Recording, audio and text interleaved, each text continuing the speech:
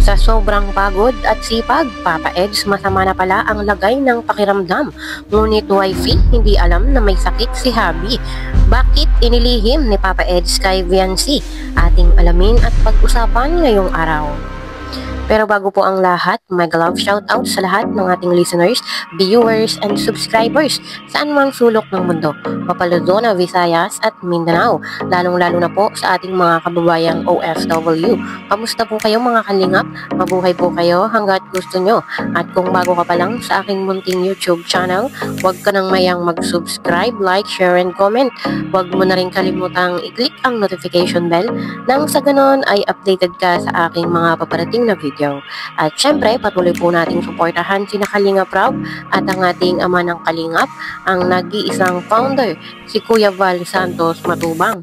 Kung maaari po ay no skip ads nang sa ganon ay mas marami pa tayong malingap na nangangailangan.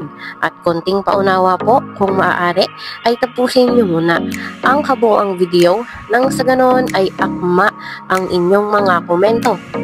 At yun nga po mga kalingap, talagang usap-usapan pa rin po yung kakatapos lang na house blessings ng bahay ni Viancy kung saan marami nga pong umattend. Isa na po dito yung mga matataas na meron po nga tungkulin sa politika. At isa na po dito si Governor. At kung napanood nga po natin yung mismong house blessings, ay nagbiro pa po si Gov na mag-asawa na nga daw itong si Viancy at si Papa Eds. At meron din pong nagsasabi na next daw pong punta ni Gov ay biniyaga na ng kanilang anak. Anak po ni Viancy at ni Papa Eds. At wala naman pong masama, malay nga po natin ay mangyari na sa sunod na punta po ni Gov ay biniyaga na. Binyag na po ng anak ng Edsy. At sa kabilang dako nga po mga kalingap, sa kabila po ng mga pambabash na natatanggap ni Viancy dahil nga po nung house blessings ay hindi po niya napasalamatan si Habi. Pero syempre po kung solid po tayong supporters ay alam na po natin na given na understood na po na naiintindihan natin na kahit hindi po banggitin ni Viancy na nagpapasalamat siya dito kay Papa Eds ay naiintindihan na po natin yun. Isa pa sa sobrang dami ng kanyang pinasalamatan ay hindi na niya na isa-isa. Kumbaga ay nobody's perfect, ika nga po. Talagang minsan ay hindi na maiiwasan na nakakaligtaan natin yung iba. Hindi naman porket nakalimutan ni Viancy na pasalamatan si Papa Eds ay hindi na ito totoong nagpapasalamat. At alam naman po natin mga kalingap na talagang malaki yung pasasalamat ni Viancy dito kay Papa Eds. Dahil kung wala si Papa Eds ay wala pong Edsy. Malaking faktor na naandyan si Papa Eds, ganun din po si Viancy. Kumbaga po ay malaki yung nagagawa ng isa't isa para po sa Edsy. Kaya po yung nambabash kay Viancy ay tigilan na po natin dahil alam naman po nating lahat na sobra po yung pasasalamat ni Viancy sa kanyang hubby. Kahit po yung pinsan ni Papa Eds ay nag-post na sa Facebook na wag na nga daw pong i-bash si Viancy. Dahil alam naman po natin na nakapag-sorry naman na si Viancy kay Papa Eds. At yun naman po ay isang pagkakamali lang ay grabe din naman po yung pambabash na natatanggap niya. Kung tutuusin ay hindi naman po yun pagkakamali. Nakalimutan lang pong banggitin na pasalamatan si Papa Eds. Kaya po sana ay wag na nating gawing big deal. Nakalimutan lang ay nakakaawa din naman at sobra din yung pambabash na binabato sa kanya. Nakalimutan lang niya kung tutuusin, hindi naman po yun pagkakamali. At yun nga po mga kalingap, alam naman po nating lahat na ang pagiging charity vlogger ay nakakapagod din. Maghahanap ka ng tutulungan, babaybayin mo ang bundok, tatawanin mo ang dagat, ang kainitan, kaulanan, kabagyuhan, ay talagang sakripisyo din po. Kaya po yung mga charity vlogger ay talagang nakaka-proud po yung mga ganyang klaseng tao. Yung pong handang tumulong sa kapwa, katulad po ni Kuya Val at ni Kalingap Rob. At syempre, yung iba po nating kalingap, katulad po ni Kalingap Edu. Kaya po minsan ay talagang hindi maiiwasang magkasakit. At sa kasalukuyan nga po mga kalingap ay masama ang pakiramdam ni Kalingap Edu, sanhin na rin po ng sobrang pagod at sipag.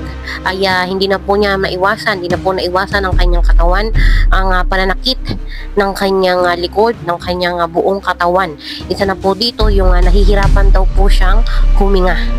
Kaya kung napapansin nyo nga po mga kalingap, nito nga mga nagdaang araw pagkatapos po ng House of Blessings ay hindi po natin napapansin na active sa YouTube si Kalingap Edu. Kahit po sa pagla-live ay bihira din po dahil nga po masama yung kanyang pakiramdam. Medyo nakakabahala dahil nahihirapan siyang huminga, kaya mas mainam Kalingap Edu na magpa-check up ka na para po mabigyang lunas agad kung ano man yung kanyang nararamdaman, kung ano man ang iyong iniindang sakit. Siguro sa pabago-bagong panahon ay hindi na maiwasan ng katawan minsan talaga natablan ng ganyang mga karamdaman. Isama pa ang pagbubuhat ng mabibigat, kaya po yung mga likod at kanyang buong katawan ay nananakit. Noon pong naglipat ng mga kagamitan si Vinci ay tumulong din po si Papa Eds para po maghakot ng gamit doon sa kanilang mansyon. Nagsama-sama na po siguro lahat yung kanyang nararamdaman, hindi na kinaya ng katawan, kaya po yun, nagkasakit na siya. At sana ay mabigyan agad ng lunas at magpagaling ka Kalingap Edu dahil maraming naghihintay sa'yo. Pagpagaling ka at magpahinga, kulang lang din yan sa pahinga. At talagang napakasipag din naman po ni Kalingap Edu. Kaya paminsan-minsan, kahit din po tayong lahat sa inyo po mga kalingap, ay bigyan din natin ng pahinga ang ating mga sarili, ang ating mga katawan. Wag po nating abusuhin. Hindi po porket malakas ay aabusuhin na. Ano po, ay talagang kailangan din po natin minsan ng pahinga. Isa pa ay mahirap pong magkasakit. Ano po? Kumusta pakiramdam mo? Masama pakiramdam mo? Kaya nga, kasi ang dami naghahanap sa'yo, masama pakiramdam mo? Pahinga ka muna. Ha? Sa doktor ka muna, pahinga ka muna kasi ang dami kasi naghahanap sa'yo sa hindi ka daw, sabi ko. Oh, pahinga ka muna. Ano mo? Ano nararamdaman mo? Pagbubuhat mo yan. Nagbubuhat ka ba? Yung mga bigas ba? Nung linggo, no? Kaya ka muna, yung naghilot kay Kalingap Rab. Yung kay Juby, magpahilot ka. Magka ka muna. Doon sa ka? Nanay Tasing. Sabi nila, daanan. Sabi ko, ang daming nag-aalala kasi sa'yo. Sabi, ang tagal ka na daw na hindi nakita. Sabi ko, sige, daanan ko para sa inyo. Sabi ko, para i-confirm. Kasi galing kami kina Nanay Tasing.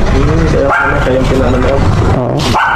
Hindi pa namin binag yung bahay. Dinalhan lang namin ng groceries. Pahinga ka muna. Pahinga ka muna. Oh, kailan ka magpa-check up? Mamaya makapag-check. Pa-check up ka muna. Pa-check mo muna. Ha? Sakit pa nga huminga sa'yo. Ay, hindi ka makakahinga? Medyo masakit mo ito dami. Kaya baka may pilay ka yan. May pilay ka yan, bro. Pa-check up ka para Nakatulog. Ha? Dalawang araw hirap mo. Kasi kapag umubo ka, masakit yung katawan mo.